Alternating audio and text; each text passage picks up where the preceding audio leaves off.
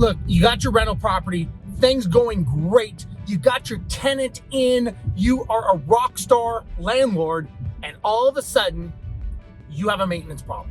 What do?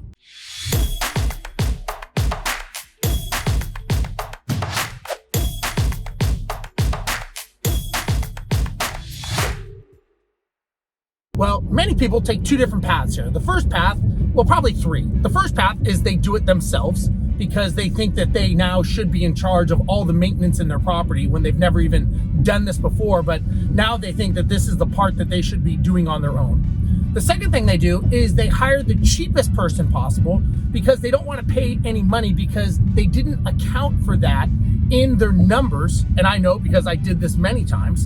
And then the third thing that they do is they hire a professional, they get it done, and they never have to worry about it again. Now, can you guess which one of these is probably the most successful route to be a long-term real estate investor? Well, it's not the first two.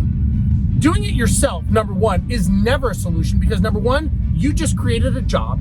Number two, you think that now you know how to fix a toilet, do electrical wiring, do all these things that you've never ever tried to attempt before, but now because you own a rental property, which by the way, is the time that you need to make sure you do everything legal, this is when you need to really think about what you're doing, why you're doing it, and how you can be the most successful with the long-term strategy of owning a rental property.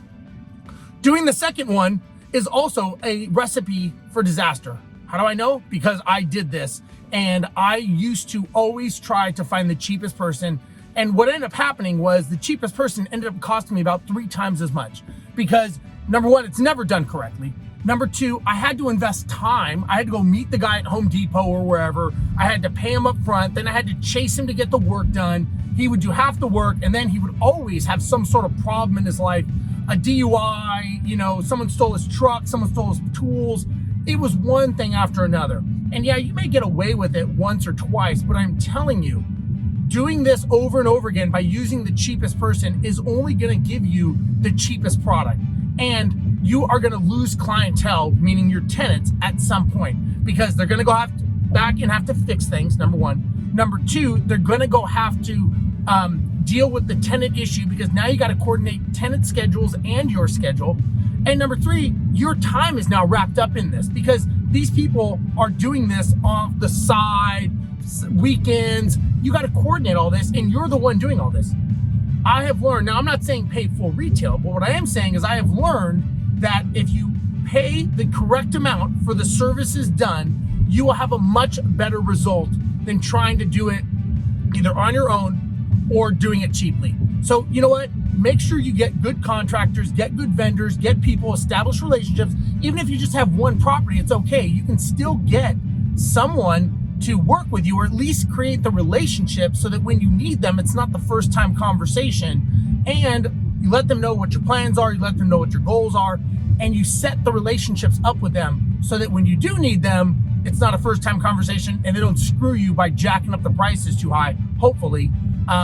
But sometimes in investment groups and other things, there will be some contractors that, number one, you'll hear about you should stay away from. But number two, you'll also hear about contractors that do a pretty good job. And when you're tied to an investment group, you'll normally at least get a better price range, or you may get a better level of service at least because you're doing it in volume. So I recommend from years of experience, don't do it by yourself, number one. Number two, don't hire the cheapest person. And number three, just hire the professional, let them do what they do. You're expecting to get your rent as a professional.